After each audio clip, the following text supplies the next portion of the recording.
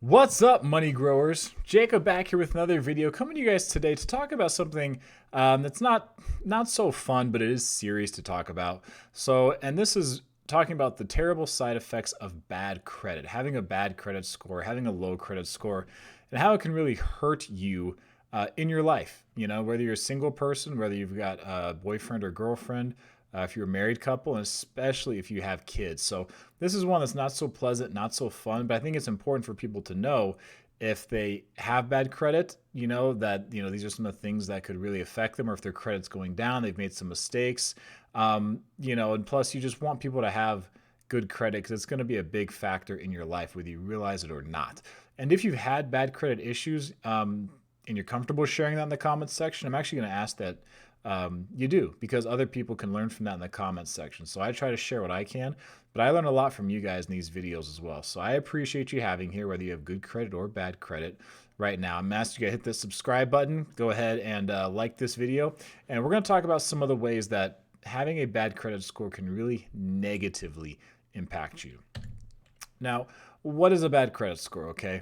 So remember, your credit score is really like, it's like your financial report card, is what the term you hear people use sometimes. Is because when you go to a bank or you go to a lender to get a loan or anything like that, they have no idea who you are, right?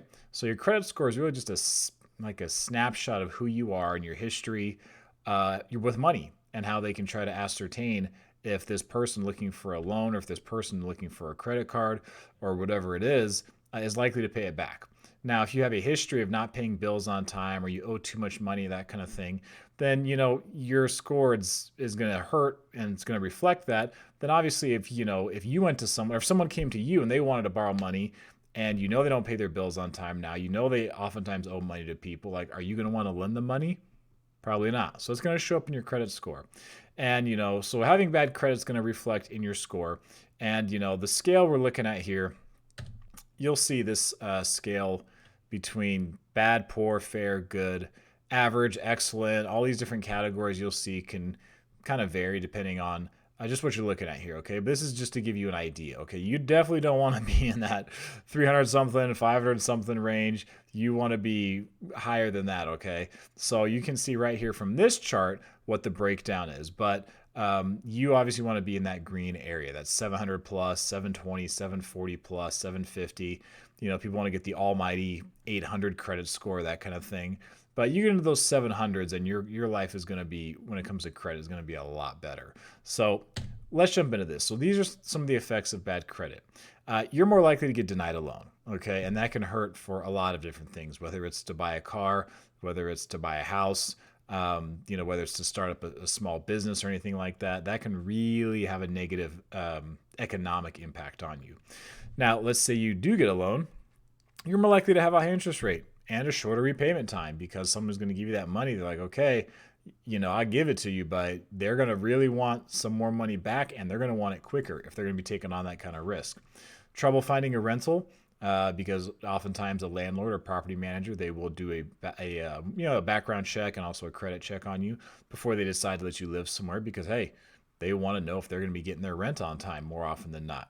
Harder to get hired for certain jobs. We'll talk about that a little bit more when we get there. And then security deposit on utilities. I mean, that can be another issue. So let's jump into it. So you're more likely to get denied a loan, okay? Now, creditors are willing to accept a certain amount of risk. That's part of what being a creditor is, right? They're going to loan money out to people.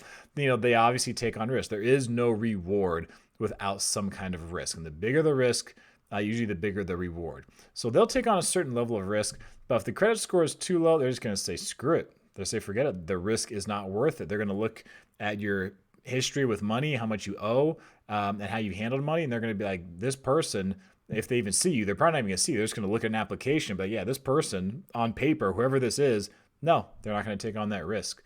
So, they just won't lend you at all, or they'll just deny you, or whatever the case is, which is obviously not going to look good when, you get a inquiry and then you wind up getting denied anyway. So if you get a loan, you're going to be more likely to have a really high interest rate and a shorter repayment time. So say you're going for a car loan. You're probably not going to get that 3.5%, 4.5% interest rate, at 72, 75, 84 months, like some places will do if you've got a really good credit score. they're going to hit you. They're going to hit you with some double-digit interest rate, and they're definitely not going to let you take 7 years to pay it back because they know your history with money. So they're going to be like, yeah, you're going to pay us more, and you're going to get us our money quicker if we're going to loan to you at all. So obviously that already puts even more financial burden on you than you're under right now. So obviously the low credit is more risky. It's more risky for them to loan you money. Higher interest rate, that's to try to offset that risk because they want to get more back if there's a higher chance they think you won't pay. And then, the bad credit score, you're going to pay more interest over time than you would if you had a better credit score and a better interest rate. So not just, today it hurts you, but years down the road, it will hurt you as you're paying off this high interest for this loan over, the number of years, however long your loan is.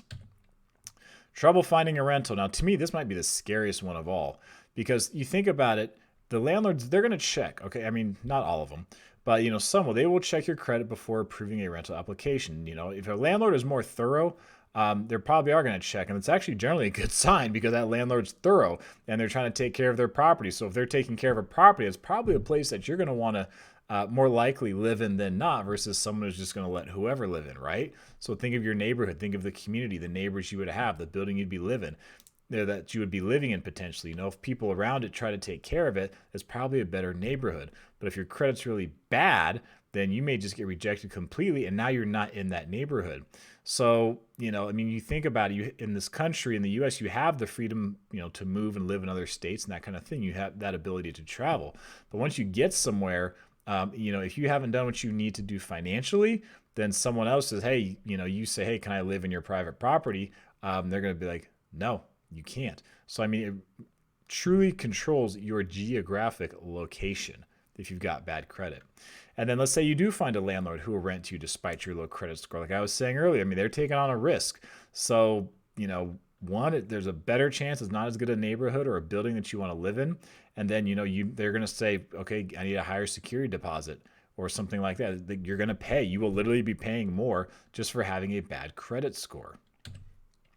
Fourth thing, harder to get hired for certain jobs. So certain jobs, whether you're at the beginning of your working life or you've been working for, decades, maybe you want to get into upper management in some place, particularly if you're working finance, but they want you to have a good credit history and show that you don't owe a bunch of money, especially if you're in the financial field, because if you're going to be handling other people's money, then, they're worried. They definitely don't want someone embezzling and taking money to try to pay off debts and that kind of thing.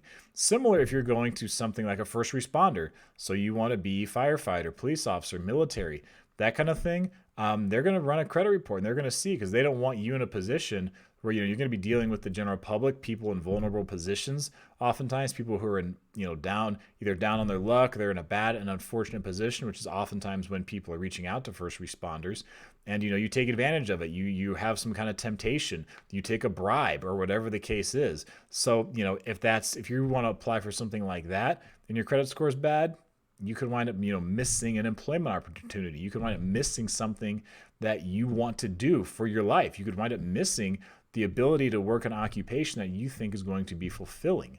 So you can be turned down for a job because of issues on your credit report, certain debt, bankruptcy, outstanding bills, late payments, you owe child support, right? All these kinds of bad things.